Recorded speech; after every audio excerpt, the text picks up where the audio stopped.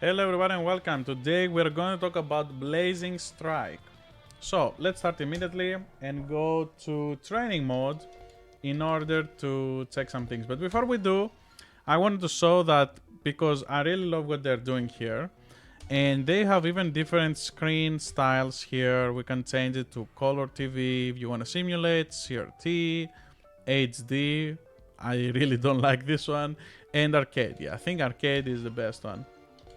The way that it looks, you can change some stuff around, and just wanted to showcase this because the filter is cool and I couldn't find where else I could change it. So we have it here, Blazing Strike. It's a fighting game, it has online with rollback netcode, but first we're gonna go to the training mode in order to be able to show what is going on. So, okay, at least from my experience, right, I didn't see if there was any tutorial about this game or anything like that, but I couldn't find much any information about this game. I started playing this game the moment that it kind of came out. So I wanted to first now, because I've modded also my 8BitO arcade stick, this is on the Switch, and I wanted to see how it goes. So there is not too much here, like sometimes it feels like there is empty space. Here I was hoping it will have at least some cool screen, you know, on the loading screen. But it's fine. Probably it's visible only in the Switch because the other systems will load it quite fast. And first we have to say it's a 4 button fighter. You have light punch, heavy punch, light kick, heavy kick. And then, usually in fighting games, you would have, if you double tap, you would have a dash. On this game, the dash is a completely mechanic. You have to keep holding the R1, and while you're doing so, you're unlocking some extra attacks that you can do. With the light punch, you can do this, and with the light kick, you can do this. Pretty cool. And let's check a little bit here on the command controls. We have the movements, of course the guard, and then we have the rush system. Some characters have an attack that is called an EX attack. That is something that is not really something that we see here. And we have the rush kick as well, the rush kick 2, which is after you push it again. And we have the specials here, not too many specials, not anything too flashy. On this character, her one is a counter with a punch and the others are kick attacks. So let's take a look at them. And we have here the tornado kick heavy. We have the tag wall. This is the counter attack. And we have the kind of Chun-Li move with the kicks. And you can jab some stuff together, at least from what I have found. I'm not really any serious player or anything, just instinct from what you do in Street Fighter and KOF. Usually that's what you do. And here is the super. Here is the super. Oh, it's the back button, forgot. It's quarter circle back. Alright. Oh, you have to build the meter. As you see, there is a super meter and there is also a rush meter on top of the health bar. So you have two things to keep in mind when you are playing here. And you see when it depletes, you're getting into a stun mode. When you're getting hit though, you don't get anything. So it's not like Street Fighter with the rush, with the drive rush kind of gauge, that you get exhausted. So it's just on the way that you use the rush attacks. And you have again super, blah blah blah. Not too much to say about this. Overall the game feels pretty good on the controls. It doesn't have anything too crazy. It feels very grounded, very much like Street Fighter in many things. The throw, you can only do it like Guilty Gear and KOF, that you do it with a heavy punch. And that's just how it is. Yeah, I think I saw some cross up. Maybe it wasn't, I'm not sure. But either way, you don't really have too many crazy. I think this is not gonna be a crazy combo heavy game. This is most likely going to be about space, controlling, evading, more kind of like similar to Street Fighter, not really KOF with the crazy combos. But you have like some similarities with other games as well. This is not really trying to compare it or anything, but just how it looks. Visually, though, this game looks stunning by itself. There's not really too much to say about that. And let's just dive into a video about the arcade mode. And here is the video.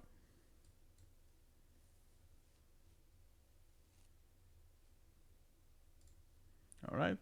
I started a little bit later, and you can see that I was playing it on normal mode, so it doesn't really say too much on here, but I wanted really to talk about the game overall.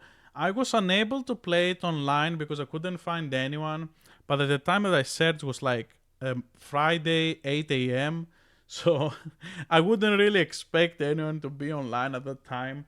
I just fixed my arcade stick and I was like, okay, time to check this out. Personally, I would suggest that these kind of games are mostly played, if you get it, mostly gonna be on Steam or PlayStation, but mostly on Steam because the updates and everything are way easier for the developer to just keep pushing the updates on Steam. He can push his hotfixes whenever he wants. Another thing, as I said, because this game was made by one developer, he has a Discord and he's getting organized. He already receives feedback about everything about bugs and stuff. And I will be sure to report the bug that I had in training mode, that it kind of froze the game. Not really crashed it, but just froze a little bit. And overall, just the game feels great. Like, it looks stunning. This is the first thing that you see about this game, that it looks stunning. But overall, I think the key about this game is that it looks stunning and also plays great. The question is gonna be about online, like how does it play online for things like this. But outside of that, I think it's definitely something that you can consider. Definitely, if you like indie projects, this is a very unique project. And you see a little bit here on the Switch, it has a little bit of load times. Maybe it's not crazy configured yet for the Switch, but it is available on the Switch. So, yeah. Overall, for me, I will definitely get it on Steam as well when I have the chance. But for now, I will keep playing here. I enjoy it here. I haven't played the story mode, but here I just play the arcade mode. I have finished the arcade mode. It is not crazy big, but also it doesn't. One thing that bothered me was that it wouldn't really say on which stage you are. I like the fact that it looks kind of like similar to Street Fighter 2, that you kind of fly around and stuff like this with the character select screen. But it didn't really say on which stage you are, and that can be confusing. I'm not sure if there is any leaderboards about the arcade mode or anything like that. I think it's just mostly for fun purposes. Don't think they had anything competitive in mind when they were making this for speedruns. But the online play, when I have the chance to play, I will definitely post about it. This game overall feels great to play. The characters feel good. There is a community already on Discord that they're talking about this game a lot, and there was a lot of people that were expecting this game for a while, including myself. And definitely, I can say that it is a worth a consideration.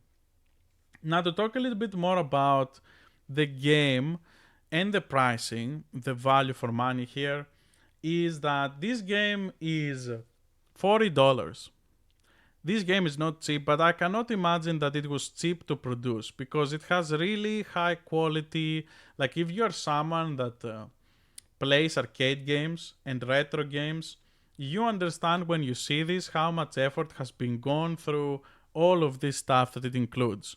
So this is not just, oh, someone booted a Unity project and did this. This took a long time, and it was one person. So I can understand why, as a developer, why it is on that kind of price. But as a consumer, I don't think I can justify this because when outside of like helping the developer, when you see this kind of price on this product, I think more sensible price would be around $25 to $30. That makes more sense in my opinion. But $40, it feels like you're going to around the AAA pricing situation, and I don't think it's on that level. I don't think it's on that level as a whole product. As the when you're playing, I don't know about the online yet, but when you're playing, the fluidity and all of that stuff, everything looks great. It feels fluid. It has a lot of options to do and go about stuff. But I cannot say that all these things justify $40. I know it's really hard to say justify and stuff like that, but if you're a player that you're just okay, I'm logging in, this is an indie project, probably it's not gonna have too many players, at least at the start, until it gets more popular. So you are going to be in a more niche situation, and just because of that, I will think that they will price it a little bit lower. But outside of that, I think that the game definitely deserves around that much. I mean, I paid it myself, but the problem around here is that you don't really get to try it even beforehand if you like it or not. And that's why I made this video, because someone that may be waiting for this game didn't really have any understanding of what is going on. And some of the reviews were pretty randomly about like comparing it to AAA games, and others like they were like kind of trying to say that it was a beat 'em up. So that's why I made this video. I'm not a reviewer or anything like this, but just for someone that you see you're playing fighting games or you're playing retro games and you wonder, what is this game about? What are the mechanics? What do you do? Is it good online? Now that question won't be answered in this video, but overall I think it is worth to give it a try. It is worth to try it out, and with the Steam as well, you can judge it for yourself if you like it or not within 1-2 hours, and if you don't like it you can always refund. But I think this project was long awaited and definitely gonna have a place in the community. There is already tournaments running for this game for next year, so if you wanted to check it out, definitely now it's the time. Give some support to the developer because he has done amazing work, and that is the reason that I bought it immediately as well. So yeah, that is that. I hope you guys enjoyed the video. Didn't want to get into it in depth too much, just wanted to get some first thoughts out, because the other videos that were describing this game just didn't feel that they were justifying much around this game. They were very focused around very specific things that I was not really interested to just hear about. So I hope this helped a little bit anyone, and yeah. Have a great day. If you like this video, subscribe. See you next time.